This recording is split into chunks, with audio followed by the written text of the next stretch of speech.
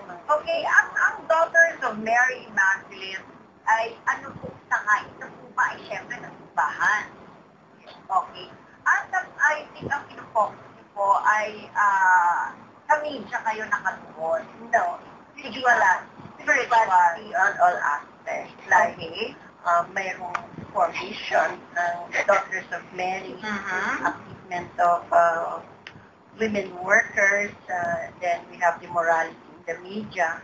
Okay, Miss Christy, let's focus on morality in the media. What is this particular thing na tinututukan niyo sa media when it comes to observing morality? There are many activities undertaken of all the circles all throughout the Philippines. This is a national organization, and we have our assemblies, annual, regional, and the circle itself, by all circles, so many circles. And for the morality in media, we have lots of projects. What is moral ba? So far as Daughters of Mary Immaculate is concerned, ano ba ho ang ibig sabihin ng moralidad sa media? Pag nakakita ho ba tayo sa media ng nagsasayaw doon na naka-short sa takik, that's immoral already? We try to evaluate TV shows. We have some surveys from the families of the different communities. And through our meetings, we discuss some points, the weakness and the negative and the positive values of the media who is helping us in the morality of people, especially the Filipino women. Question, ma'am. Halimbawa, nakita nyo, napag-usapan nyo during sa meeting nyo, na talaga naman itong particular na show na to, hindi ito maganda para sa bata. Kasi nandyan yung masama yung ibinibigay na, yung example sa mga kabataan. Tapos hindi pa monitored yung time slot. Ano po ang ginagawa nyo?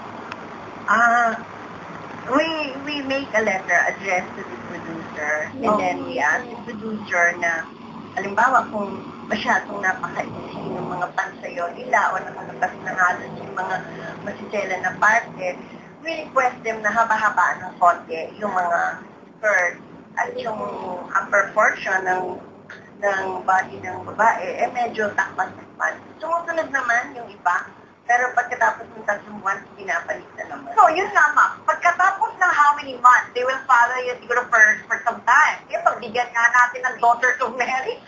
Pero after that, ito na naman, lalabas na naman ang puso, lalabas na naman ang kung ano-anong parte ng katawan. Anong ginagawa? We do not give up.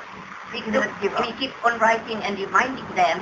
And there are also letters sent to other TV shows that are giving good shows like Biscolang and other TV Santino is a favorite of them. Like we had a TV survey on shoes, that's number 1, Biscolang. And that's what we do. We follow up, we go to them, or sometimes, like she said, she is on media, she writes letters to remind of what is.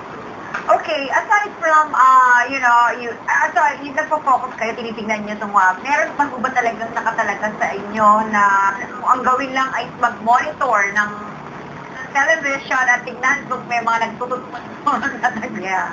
We have, because every month we have the third Sunday meeting and all the chairpersons of the formation, one is morality in media, give comments. Okay. Aside, ma'am, dun sa mga nakikitang na ilalabas yung mga katakatawan, ano pang aspeto ng moralidad ang pinakikialaman o tinututukan ng inyong organisasyon? Family relationship. For instance, what is it that we may be able to see dun sa telebisyon na kailangan tutukan? Yung mga sometimes advertisements also are not so much good for youth. Okay. We make mention and try out with, and also pornographic one. Klaro naman ang okay. And this one, when we are invited to talk, and to give more information on what the BFI is doing. Ma'am, syempre nakikita nyo rin dito sa ating mga TV shows ngayon, yung mga tinatawag natin mga showbiz talks. I'm not against any showbiz talks, okay? It's just that napakarami naman talagang kwentuhan na tungkol sa mga pribadong buhay ng mga artista. At ito ay, do you think this would be included in the morality aspect ng media na dapat niyo rin tutukan? Like for instance, nakita si ganito, si ganyan, nandito, alam mo yon.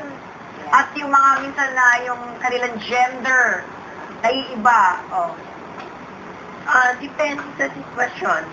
Kung halimbawa, light lang, halimbawa yung flirt lang, nag-flirting sa ibang asawa, we take it lightly. Pero yung mga mabibigat na sitwasyon o relasyon na very private, inaayaan lang natin.